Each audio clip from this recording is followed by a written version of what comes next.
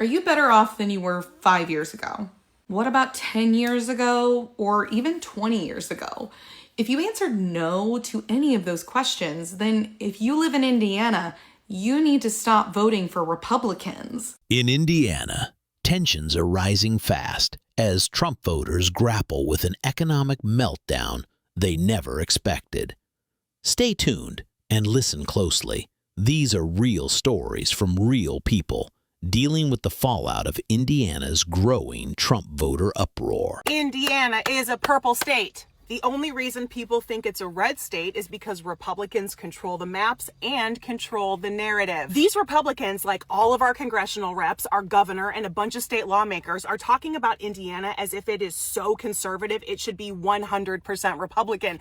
That's not even close to being true. Over the last several presidential elections, Hoosiers have gone for the Republican presidential candidate with 52% of the vote. Our current governor, Republican Mike Braun, who, remember, was a Democrat until 2012, he flipped to be Republican because he knew it would be advantageous to him. He only won with 54% of the vote. How does any of that mean Indiana should be 100% Republican? It doesn't. They're all just desperate for power. And they already have so much power, it's insane that they want more. Indiana's current congressional delegation is 82% Republican. It was 45% Republican as recently as 2008. Indiana's state legislature is 73% Republican. It was 56% Republican as recently as 2008. Indiana has not become drastically more Republican. They have just drawn the maps to benefit their party.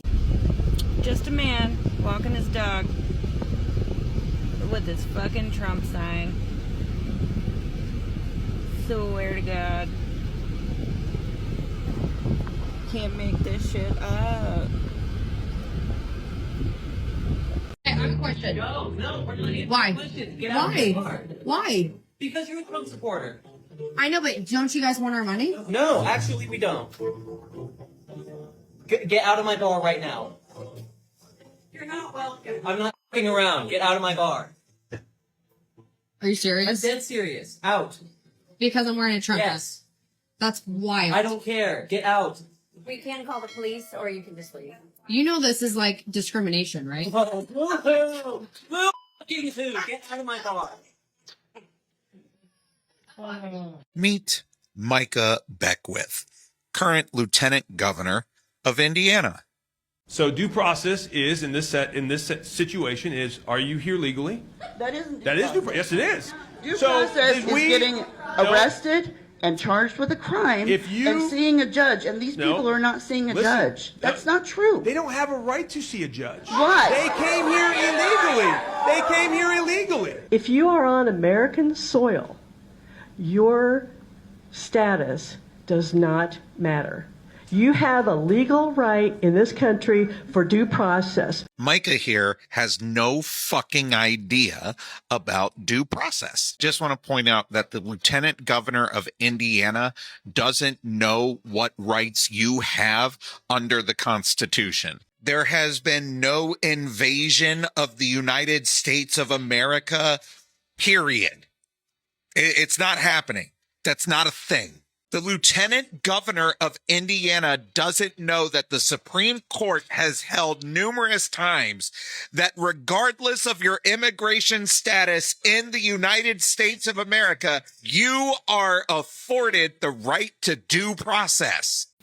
Hoosiers, I am so serious that I think that the new tactic that Republicans use is just straight up lying because nobody holds them accountable. Literally never. Trump will say prices are down, grocery prices are down. And don't get me wrong, there will be an occasional journalist that's like, that's not true. And he'll say something terrible and everybody will just laugh because it's fine to be a piece of crap now. But Braun did the same thing. He said, we are working on making Indiana more affordable, bringing down prices and having a thriving economy. But I'm sorry, my gas prices are up. My grocery prices, my electric, my gas, my water, my property taxes, everything. My property taxes have gotten so high that that little measly $300 he's going to give us a year won't even make a difference. It won't even make a difference. But why should they tell the truth? Because nobody holds them accountable. So Hoosiers, you tell me, are your prices down? Hey everybody, let's give a quick roundup of how things are going in the state of Indiana now that all of these dipshit laws that everybody said weren't going to do anything have really gone into effect. Indiana alone has lost over 200 programs from all of our various campuses because they are being cut at a state level. Purdue has lost 80, Ball State has lost another 60, and there's more just throughout the state. People have already lost their job because Mike Braun is gutting any instance of DEI in the state and closing down public health offices and departments and firing all of the staff. Rural hospitals are already making plans for when they inevitably close and trying to help the people that are going to those hospitals find another place to get healthcare. We are no longer dedicated to our plan to reduce greenhouse emissions, which is going to negatively impact our farmers and continue changing the growing seasons for all of our farmers. Because of Mike arbitrarily just cutting jobs, unemployment claims in the last week have gone up in comparison to the rest of the year. We have eliminated Indiana public media, so we do not have any kind of public radio available that is being funded by our state. We spent $497 million on private school vouchers. And just to top it all off, we have our first case of measles in central Indiana.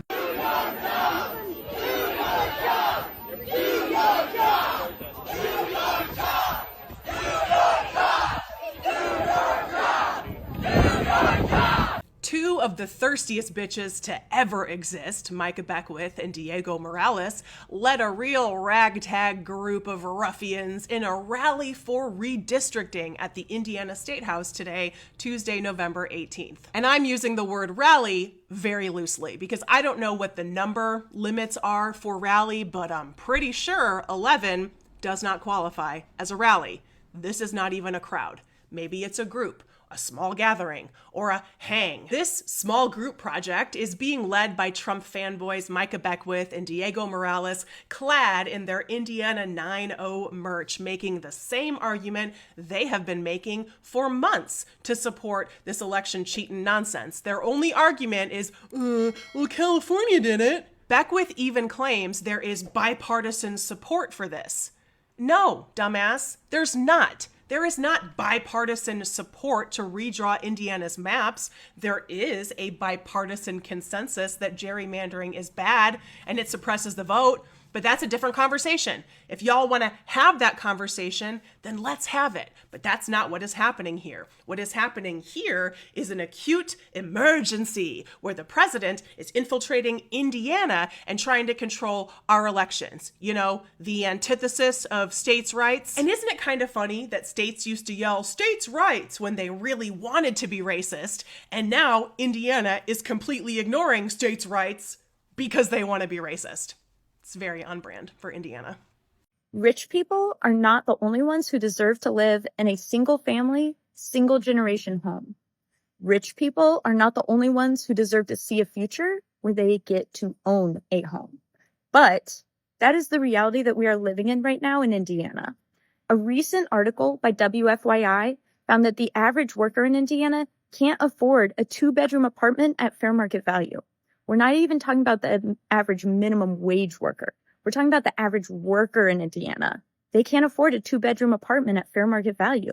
That is a serious problem. And quite frankly, it's a manufactured problem in my opinion. It's a complex manufactured problem. I see one major issue being the fact that big companies are coming in and buying up real estate in towns all across Indiana right now, renovating those homes, and then they're either A, selling them for a very high market price value that they're going to capitalize off of a significant amount compared to what they paid for the property. Number 2, they are then just leasing the property. They're not selling it. They're keeping it and becoming a landlord and leasing it at a great profit to themselves. Or 3, worse than just leasing it, they've converted a single family home into a duplex, and now they're leasing it. And they're making great capital for themselves, which they will maintain the benefit of for many years to come. So let's talk minimum wage. Did you know that the federal minimum wage is $7.25? And Indiana, being Indiana, hasn't raised it at all.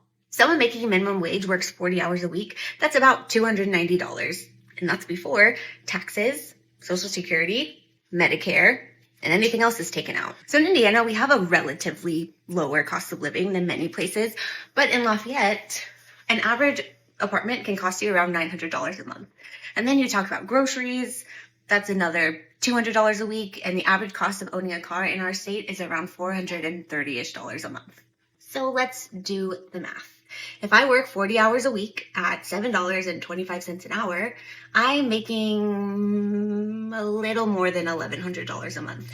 You add up all of my expenses, and my expenses for just groceries, rent, and owning a car, because we don't have great public transportation here, we're talking about $2,100-ish a month. And if you remember, I'm only making $1,100 a month. So just to cover the basics, I'm already net negative $1,000. There's no money to cover the basics, let alone anything else. But not every wage is supposed to be a living wage.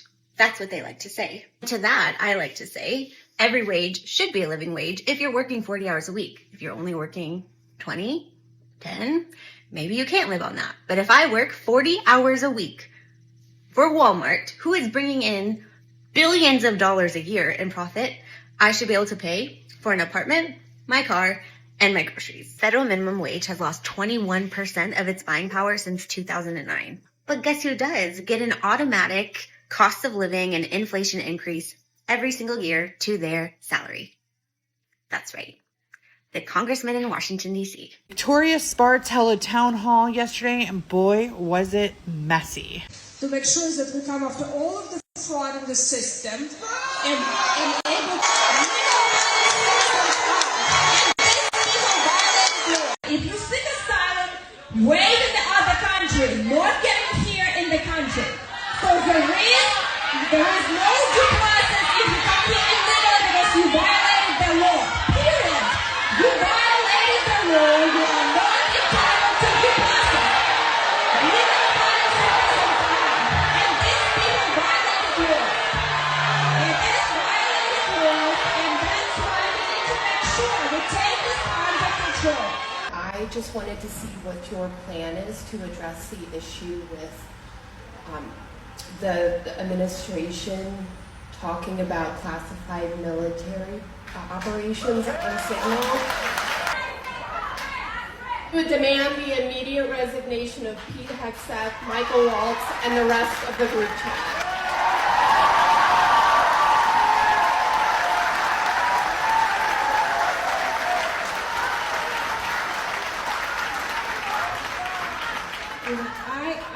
So let me just address, no, I will not demand their resignation.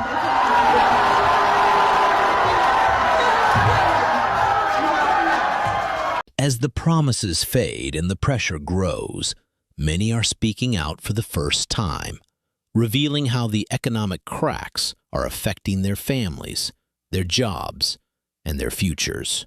These voices matter, and their stories deserve to be heard. The result of the tariffs has been devastating for soybean farmers in particular. Currently, 25% of our soybeans grown in the United States goes to China. Right now, China has purchased 0 soybeans. We want to deliver the message to President Trump and his leadership team that we need trade. He's mentioned many times that he loves farmers. Right now, we need to see swift action, or we're going to lose a lot of these farmers that the president loves. You're going to bail them out. That's fine. You want to help them? I support farmers. I support that. However, do you know also what would have helped is if the president of the United States wouldn't have jacked up the tariffs and screwed all the farmers? But hey, a majority of Indiana voted for this, and he talked exactly about tariffs. Did we not understand? So for me, like giving a bailout for people who voted for this and didn't do research prior, like, that's not my fault. I know exactly how tariffs work. I'm not sure that the bailout is going to fix everything and make it all better. You're just putting a Band-Aid on a big-ass wound. Going to jail, so actually that was all fucking you. If you guys were attacked, why are you addressing women? I can address you too. I can address you too. Just because you get triggered by us wearing hats, okay, that's insane. For you guys to get triggered by us wearing hats, you guys are so fucking childish. You guys should be ashamed. You can go sit down. The children, bye. You start cursing at us. You want fucking children. Hey, fuck off, kid. You start cursing at us, and then you're fucking children. Indiana's Lieutenant Governor Micah Beckwith held a town hall in Newburgh, Indiana, which is in Warwick County. At some point during the town hall, after unleashing a beautiful string of expletives at our disgusting Lieutenant Governor, a woman was asked to exit the town hall. So she got up from her chair and started to leave. The next thing you know, she is face down on the floor being handcuffed by sheriff's deputies. In a subsequent social media post, Beckwith claims that this woman slapped one of those deputies. But as far as I know, there's been no video of that. Maybe body cam footage will be released eventually. But what Beckwith does as she is attempting to leave the town hall is chilling. Take a look. Unfortunately, it is a mental disorder. TDS. He said, it is a mental disorder. TDS. TDS stands for Trump Derangement Syndrome, and it's a fun little acronym that MAGA trolls have made up. You'll see it frequently in my comment section. They use that term because they are in a cult and they like to feel special, like they have their own vocabulary. Beckwith's behavior during this clip seems really out of place until you recognize what he is doing. He is employing a classic tactic of an abuser, of a gaslighter, remaining unbelievably calm as he endorses fascism and then calls someone's reaction to that endorsement crazy. He accuses that woman of being mentally ill while he endorses the behavior of a fascist administration. I have no doubt that TDS is a real thing, but it's pretty clear that woman and people like me are not the ones afflicted. The people who are afflicted are people like Micah Beckwith, people who claim to be Christians, people who claim to be pastors, but also endorse the behavior of habitual sexual predators, continue to vote for habitual sexual predators and felons for president, people who call the Three-Fifths Compromise a great idea, people who call women who disagree with them Jezebels and witches, people who want the president to come into the state of Indiana to rig our elections to help him cheat, people who support the rantings of our president as he complains that nobody talks about the good parts of slavery. And Micah Beckwith continues to defend his abhorrent behavior with his interpretation of Christianity. He is doing all of this because he is going to be judged by God someday. I get an unbelievable amount of satisfaction knowing how people like Micah Beckwith are going to be remembered in the history books. But I honestly get giddy at the thought that someday people like Micah Beckwith are going to realize their version of heaven doesn't exist. They were just an unbelievable asshole on earth for their entire life for nothing. When it comes to suppressing voters' right to choose who they want to represent them. So it was all the more shocking when Vice President Vance visited Mike Braun last week to talk about gerrymandering our congressional districts so that it's harder for Democrats to win, which means it's harder for certain people to have their voices heard. But that's not the only thing that Indiana has done. We're one of 6 states that have straight party ticket voting, which means when you might vote for someone at the presidential level, you can then just click R or D and it just pulls down and votes for everybody else. You never really know who you're voting for. You're simply voting for a party. Indiana is also very highly gerrymandered already when it comes to the state Senate and state representative map, which means there's less reason for people to come out and vote. Indiana is also really good at changing voter locations on people. You'll see that one year you're voting at the school that you've been voting at for the last 50 years,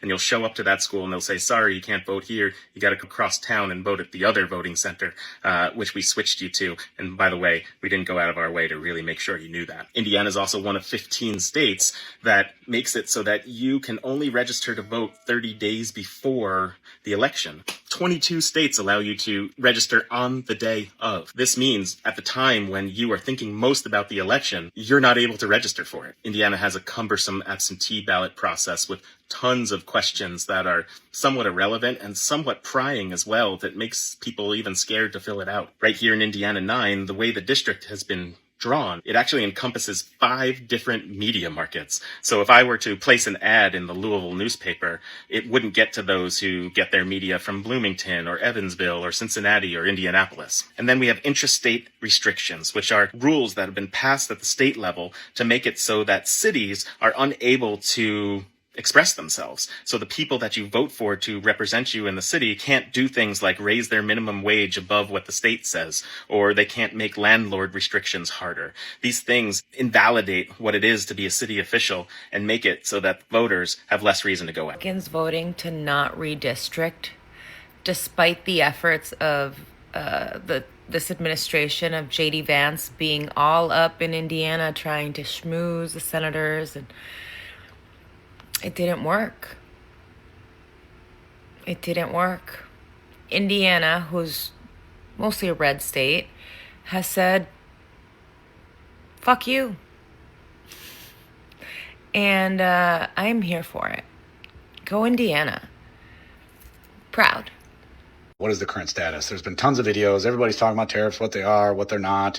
I'm just going to give you a current status update on where things are right now and how it's affecting people here in Indiana. Because on average, we're seeing rising costs for households between $2,000 and $3,000 this year alone. And that's not looking like it's going to get any better. That's not on just luxury goods anymore. It's now on everyday things. So how that affects us here in Indiana? Well, China, Canada, Mexico, those are our biggest trade partners. And they're the places that Indiana gets the most of its imported goods from. And those imports from China facing big tariffs, that's electronics, packaging, all more expensive. Lots of Indiana businesses rely on Chinese suppliers, so those businesses are really hurting because of that. Then you got Canada and Mexico, also some of our biggest partners that are really getting hit. That's a really big deal for the auto industry because we make a lot of cars here in Indiana, but we depend on parts from both of those countries. So with those prices rising, some manufacturers are starting to slow production. I've seen some estimates that say car prices could jump $10,000 over the coming years if the automakers end up just deciding to start passing along those costs. So that will remain to be seen. You got a lot of European goods that are affected by this. So olive oil, wine, machinery, all facing tariffs. India, the tariffs there are really affecting textiles and spices, a lot of which we use here in Indiana. Then you have seafood from Vietnam, which is really popular. That's a big imported item here in Indiana. Those are getting hit with tariffs. But speaking of Vietnam, we get a lot of clothing from Vietnam and Bangladesh, a ton. And those are facing really big tariffs as well. So that $50 pair of sneakers, you're going to have to add on $20 or $25 just in tariffs alone. Online shopping is now affected. So if you're someone who's getting skincare products from South Korea, you're paying extra. Small clothing brands are really going to start getting crushed from all this. But for Indiana residents, all this means is that you're facing higher prices at the grocery store, at the gas pump, and online. Farmers are actually getting hit as well because of the retaliatory tariffs that are being placed on our goods that are being exported. Things like soybeans, eggs, really nailing farmers, and that's going to be really bad news for rural communities here in Indiana. As you know, the vast majority of our communities here in Indiana are rural, so it's really going to be taking a toll there. Small businesses are really struggling. They're seeing costs jump by 30%, 50%. Some are pausing hiring or cutting hours just to stay afloat. So stay informed, keep asking questions, but really support your local businesses because they're fighting for survival now. Years ago. What about 10 years ago or even 20 years ago? If you answered no to any of those questions, then if you live in Indiana, you need to stop voting for Republicans. If you've experienced that the cost of living has gone up, that your taxes have gone up, but your wages have not kept up with these increases, then you need to stop voting for Republicans if you live in Indiana. Indiana has had one-party Republican rule for the last 24, almost 25 years. That means we've had a Republican governor, a Republican majority in the Senate, and a Republican majority in the House, which also means that they can make laws without consulting Democrats. Which means that all of the policies that have been created that you don't like in Indiana have been made by Republicans because they cannot be approved without Republicans' approval. It isn't an isolated story. It's part of a much larger pattern unfolding across the country. These experiences reveal a deeper truth about how economic promises have collided with reality, leaving families struggling and communities demanding answers. If these stories opened your eyes, make sure to like, comment, subscribe, and share this video to help get the word out. And click the video on the screen to see what's happening in other states across America.